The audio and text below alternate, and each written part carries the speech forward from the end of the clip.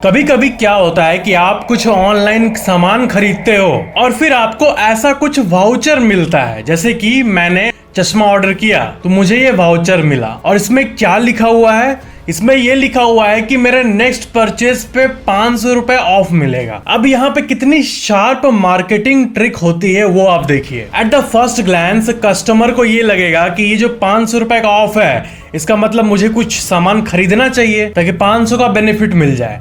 But इसके पीछे ये लिखा हुआ है कि आप 4000 का मिनिमम शॉपिंग करोगे तब आपको 500 रुपए ऑफ मिलेगा। ये सिर्फ एक कंपनी में नहीं बल्कि आप मॉल्स में भी जाओगे तो आपको ऐसे ऑफर्स देखने मिलेंगे। आपको एक बड़े अमाउंट पे, एक बड़े फ्यूचर परचेज पे एक ऑफ मिलता है, कुछ पर्टिकुलर अमाउंट। कहा जाएगा कि आप 30 दिन के अंदर अगर 4000 का शॉपिंग नेक्स्ट करोगे हमारे दुकान से तो आपको 600 रुपए ऑफ मिल जाएंगे। यहाँ पर एक फेनोमेनन क्रिएट होता है जिसको कहते हैं फियर ऑफ मिसिंग आउट। आपको ऐसा लगता है कि आपको खरीदना ही चाहिए चाहे आपको जरूरत हो या नहीं हो, बट क्यों ऑफ मिल रहा है इसको क्यों जाने दे। बस इसी के चलते आप वो शॉपिंग कर डालते हो जिसका आपको जरूरत है ही नहीं, जिसका नीड ही नहीं है आपको। तो पता है आपको यही टैक्टिक के जरिए करोड़ों का रेवेन्यू कंपनी का ऊपर जाता है। Fact number 10, Asian paints. ये जो पेंट कंपनी है ना, ये एकदम one of the fastest growing companies में से एक है। आपको पता है इसका सक्सेस का एक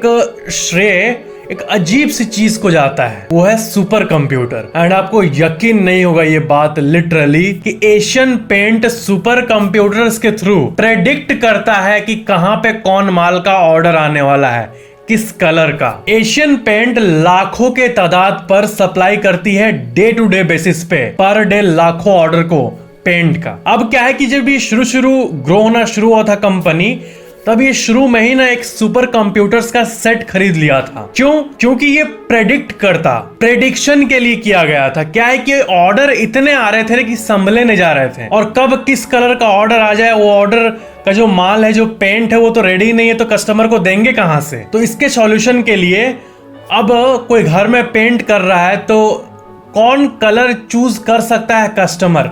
किसी एक कस्टमर ने आज एक पेंट ऑर्डर किया, कल वो क्या ऑर्डर कर सकता है अपने दूसरे रूम के लिए, ये एक एआई प्रेडिक्ट करता है, एक सुपर कंप्यूटर प्रेडिक्ट करता है, और कंपनी उसके हिसाब से ऑटोमेटिकली वो पेंट बना के पहले से ही रख देता है कंप्यूटर के सजेशन पे कि इस पेंट इस कलर का ज्यादा ऑर्डर आ सकता है, आप लोग रेडी रख लो। कंप्यूटर बताता है कंपनी को, एक सुपर कंप्यूटर, करोड़ों का सुपर कंप्यूटर। तो इससे जो स्टॉक है उसका कमी कभी भी नहीं आया। एंड ये वन ऑफ द रीजंस है कि ये इतना जल्दी कस्टमर के डिमांड को फुलफिल कर पाई और ये कंपनी इतनी अच्छी तरह से ग्रो कर पाई। ये बहुत कम ही लोगों को पता है कि आईटी का, टेक्नोलॉजी का कैसे यूज करती है कंपनीज अपने ग्रोथ को स्टेडी रखने के लिए।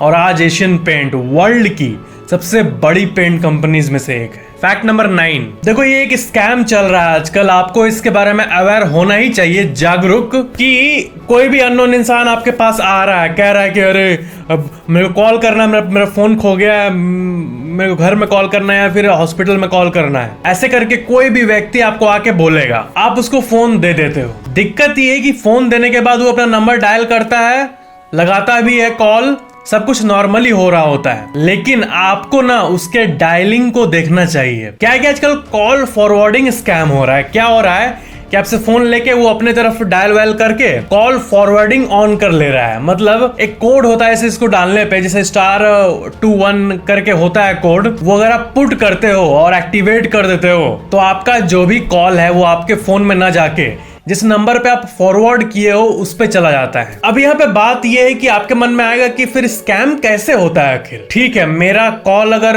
किसी और को फॉरवर्ड हो भी रहा है तो उसको तो ओटीपी नहीं मिल सकता है ना, एसएमएस वाला, लेकिन वो मिल सकता है। बहुत सारे वेबसाइट्स में आप देखना ओटीपी थ्रू एसएमएस डिफॉल्ट होता है, लेकिन उसको बार बार रिट्राई करने से ओटीपी थ्रू कॉल भी आ जाता है। बहुत सारे वेबसाइट्स में कॉल के थ्रू आपको आईवीआर, आपको रोबोट एक ओटीपी बोलता है, आपको डालने से आप लॉग इन कर पाते हो। तो उसके जरिए बैंक अकाउंट्स के स्कैम किए जा रहे हैं। इसलिए आप कोई भी अननोन इंसान को फोन देते हो, आप अच्छे इंसान है, आप भरोसा करते हो, बट लेकिन फिर भी आपको अवेयर होना चाहिए इन चीजों के बारे में। और वो इंसान जो डायल कर रहा है आपके फोन में क्या कर रहा है, एकदम उसके पास आके देखो।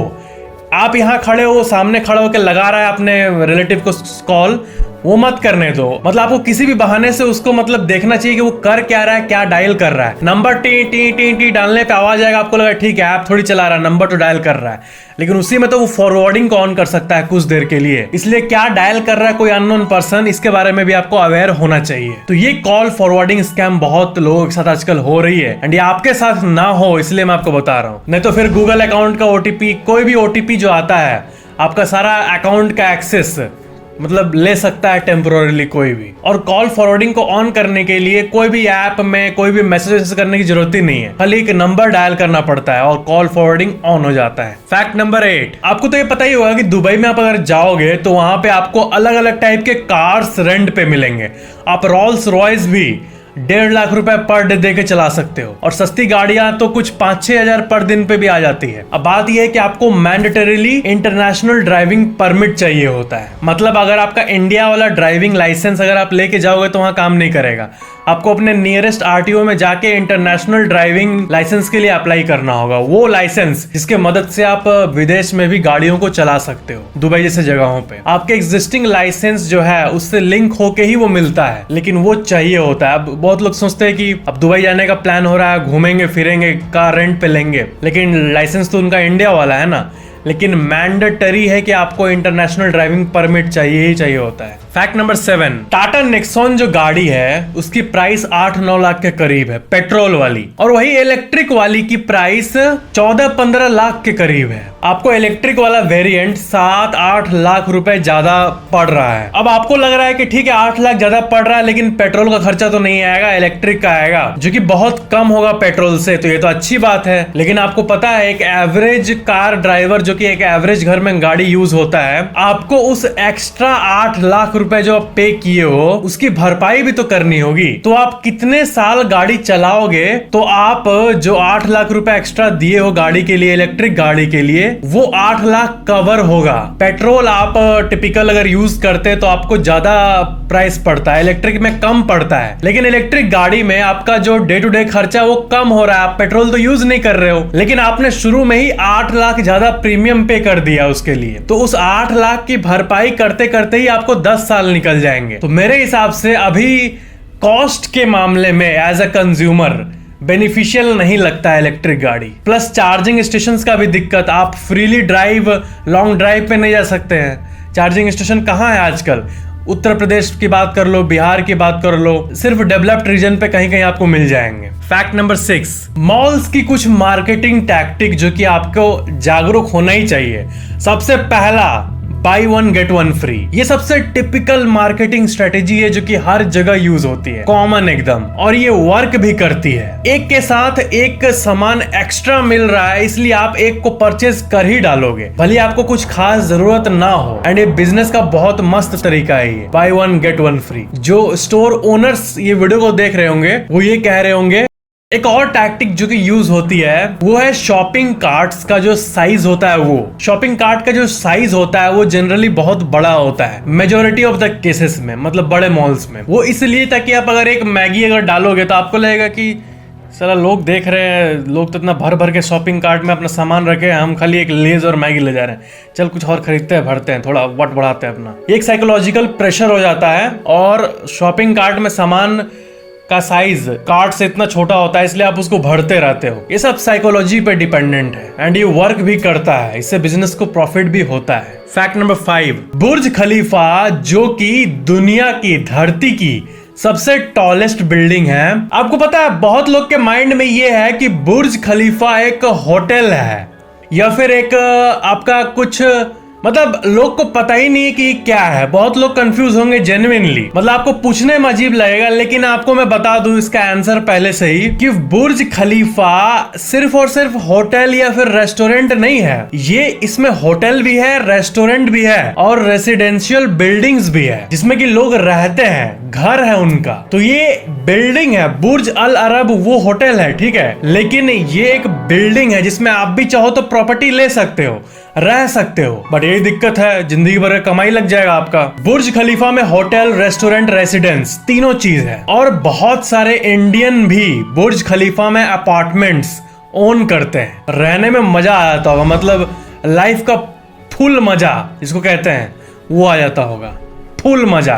बुर्ज खलीफा भयंकर से भयंकर अर्थक्वेक 7.0 मैग्नीट्यूड का अर्थक्वेक को भी झेल सकता है लिटरली। और जब बिजली कड़कती है आसमान में, उसको भी बुर्ज खलीफा एब्जॉर्ब कर लेता है। वो बिजली को एब्जॉर्ब करके धरती में भेज देता है, जिससे कि दुबई प्रोटेक्टेड रहता है एक तरह से। और जानते हो, ये सब जो चीजें हैं ना, ये बहुत ही दिमाग से बनाई जाती है। मतलब एक बड़ा से बड़ा हवा का झोंका जब आता है, तो बुर्ज खलीफा अपने आप को ऐसे टिल्ट भी कर सकता है, ऐसे मुड़ भी सकता है, थोड़ा सा विथ स्टैंड कर सकता है विंड को, हवा को, या फिर किसी भी चीज को। फ्लेक्सिबल बिल्डिंग बनाया गया है। मतलब सोचो, पूरा बिल्डिंग ऐसे स्प्रिंग की तरह मूव कर रहा है, वैसा टाइप का। फैक्ट नंबर 4, आपको एक मैं सजेशन दे रहा हूं एंड मैं चाहूंगा कि आप इसको मानो कि मतलब ये तो आपकी चॉइस है, लेकिन आप मानोगे तो अच्छा रहेगा। क्या है कि अक्सर हम ना मूवीज, वेब सीरीज या फिर कोई शो देख के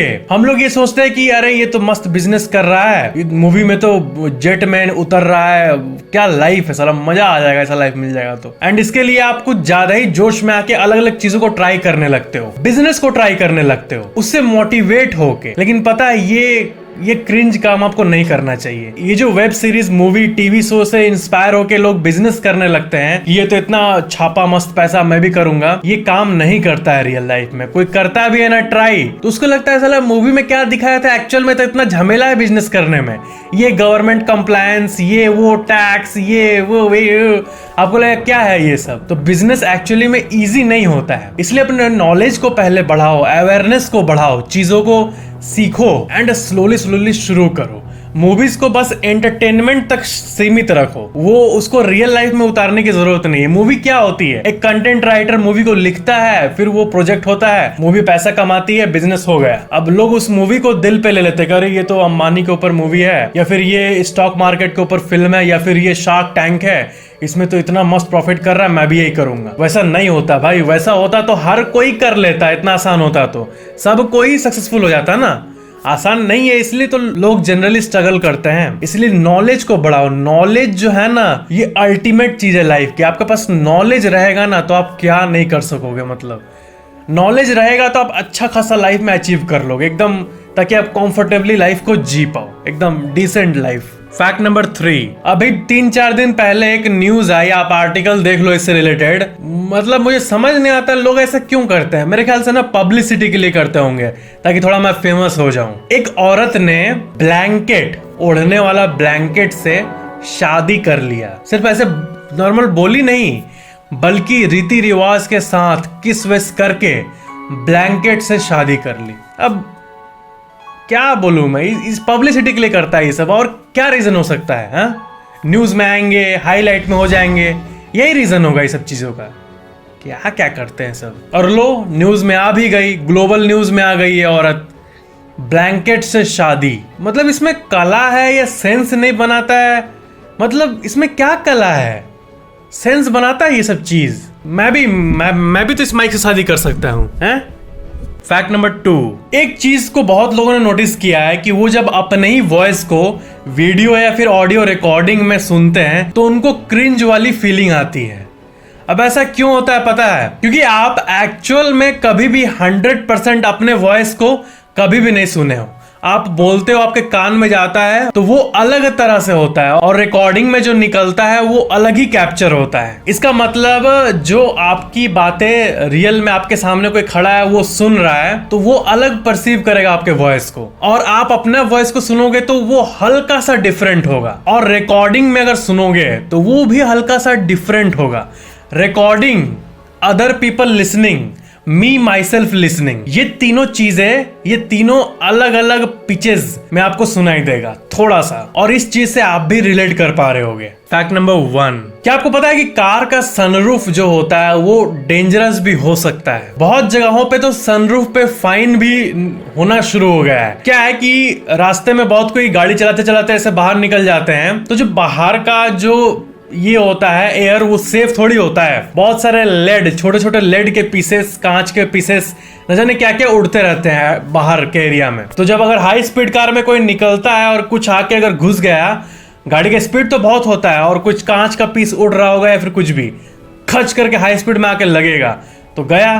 तो ये जो है ये चीजों को बहुत कूल दिखाया जा रहा है म्यूजिक वीडियो ये सब में, लेकिन रियल लाइफ में अब इसको बैन किया जाने वाला है। और बहुत जगहों में जैसे कोलकाता में इसकी फाइन्स एक्चुअली में इम्प्लीमेंट हो चुकी है। सनरूफ जो है वो लाइट के लिए होती है ताकि थोड़ा फ्रेश लाइट आ सके आपके कार के अंदर। हाँ, अगर आप कोई म्यूजिक वीडियो शूट कर रहे हो, ऐसा कुछ कर रहे हो तो टेम्पररीली कर सकते हैं, बट बहुत लोग का आदत होता है कि जब भी निकलेंगे सनरूफ से मुंह निकाल के निकलेंगे, तो वो काइंड ऑफ सेफ नहीं है। तो ये थे आज के फैक्ट्स। वीडियो को लाइक जरूर करना, नीचे कमेंट जरूर करना और इस चैनल को सब्सक्राइब करके बेल आइकन पे क्लिक करके ऑल पे जरूर क्लिक कर लेना ताकि नेक्स्ट अमेजिंग फैक्ट वाली वीडियो आपको सबसे पहले मिल जाए। स्क्रीन पे और भी बहुत सारे वीडियोस है, आप इन्हें भी देख सकते हो। Thank you so much for watching this video.